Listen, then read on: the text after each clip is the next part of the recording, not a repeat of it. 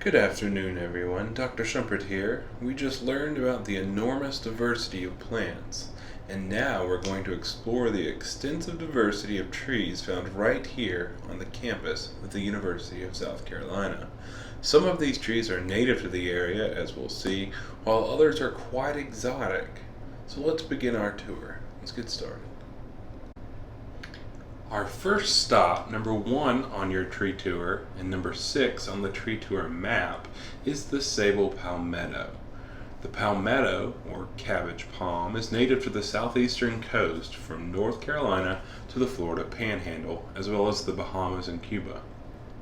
It has a broad, fan-shaped leaf expanding to about a yard or so across and a thick trunk growing perhaps 30 feet tall. It prefers a habitat of maritime woods and brackish marshes. On March 17, 1939, the South Carolina legislature, by joint resolution, made the palmetto the official state tree of South Carolina. Number 2 on your worksheet and number 5 on the tree tour map is Quercus phellos, known commonly as the willow oak. The willow oak is a natural resident of damp bottomland forest and occasionally higher terraces and ridges. It grows in every county of South Carolina and is widely distributed in the southeast. Its leaves are distinct for oaks in being long and narrow, similar to those of our native willows. In cultivation, a willow oak makes a magnificent shade tree and is much prized along city streets. This species is another member of the native red oak complex. Up next on our tree tour, number 3 on your worksheet and number 2 on the tree tour map, is Quercus virginiana, known commonly as the live oak. Live oaks are native to the coastal plain from Virginia to Texas, and it's kind of this classic southern tree with its spreading branches draped with clinging Spanish moss oftentimes. The stiff leathery leaves are somewhat boat-shaped and are evergreen. The bark of the old trees is blotchy and dark, sometimes nearly black depending on where you're looking, and the wood is heavy and hard. It's said that the strength of the historical naval ships, Old Ironsides, is the result of these live oak planks being used in their construction. Philip Miller, the director of the Chelsea Physic Garden in England, named this species in the year 1768. Number 4 on our worksheet, number 1 on your tree tour map, is the southern magnolia, with the scientific name Magnolia grandiflora. Its low-swept branches and evergreen leathery leaves provide a standard backdrop for many settings. The flowers are enormous and in full bloom offer a very sweet, lemony fragrance that is sometimes almost overpowering.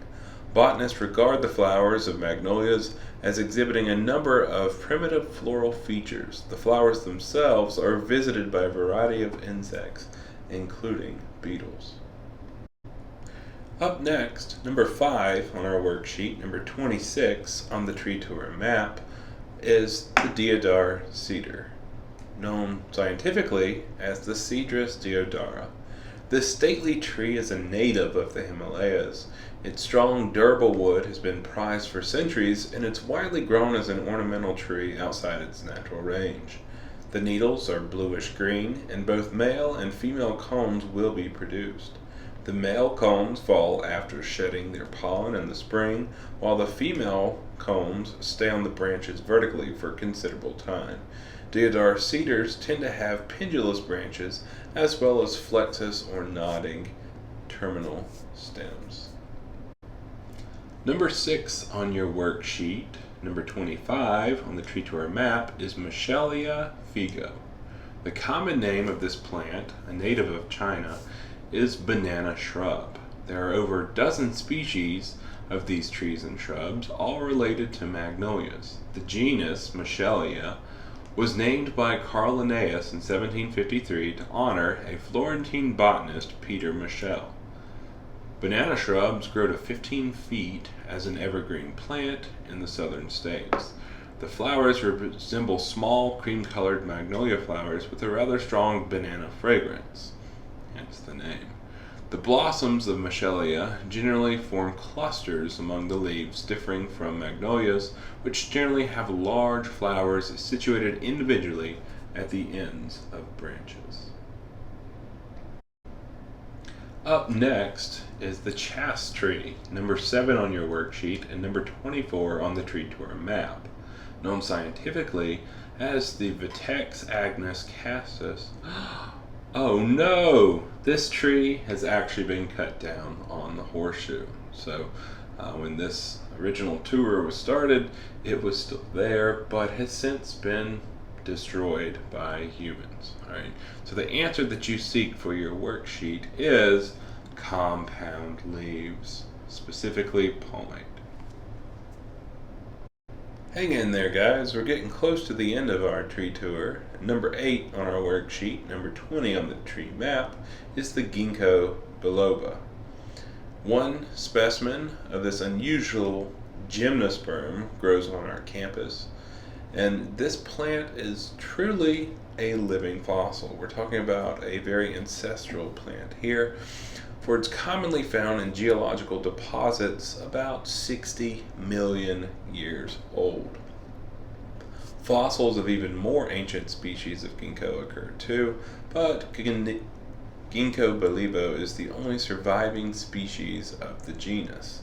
Today it occurs naturally, apparently only in one part of eastern China, but it's grown now in cultivation in many parts of the world.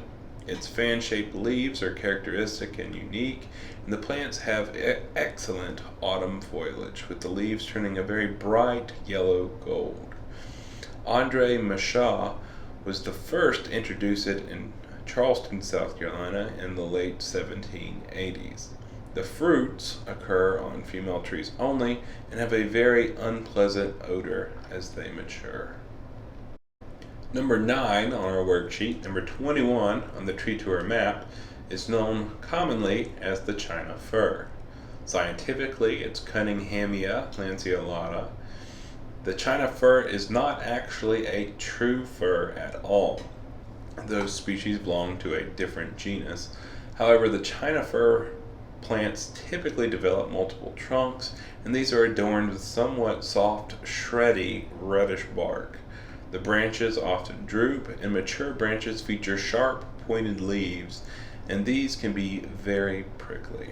James Cunningham discovered this species in China back in 1702, and Robert Brown named the genus in his honor in 1826. It is a valuable timber tree in China, reaching a height of 80 feet. This conifer, with its whorled branches, small linear leaves, and evergreen character, make it a popular cultivated tree. In America, it is hardy as far as north as Pennsylvania, and this distinctive tree is related to our own local bald cypress and to the redwoods of the western coast. You've made it. Number 10 on your worksheet, the last stop of the Biology 102 lab tour, is the Yulin magnolia, known scientifically as Magnolia denudata. The Yulin magnolia is a very early blooming species on our campus, commonly in full bloom before the dangers of frost have even passed, sometimes as early as February. And it sports a beautiful pale pink blossoms, and as in all magnolias, there are many flower parts. The petals, the outer sepals, intergrade.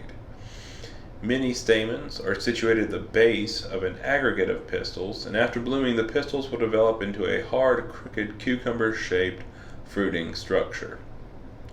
This species occurs widely in portions of eastern and central China, and unlike our native Magnolia grandiflora, the Yulin magnolia is a deciduous species, losing all of its leaves in the autumn. And that's it, guys. We have made it to the end of the Biology 102 lab tree tour. Yay!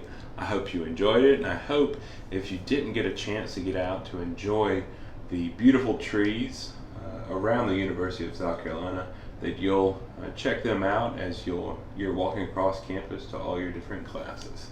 Have a good one.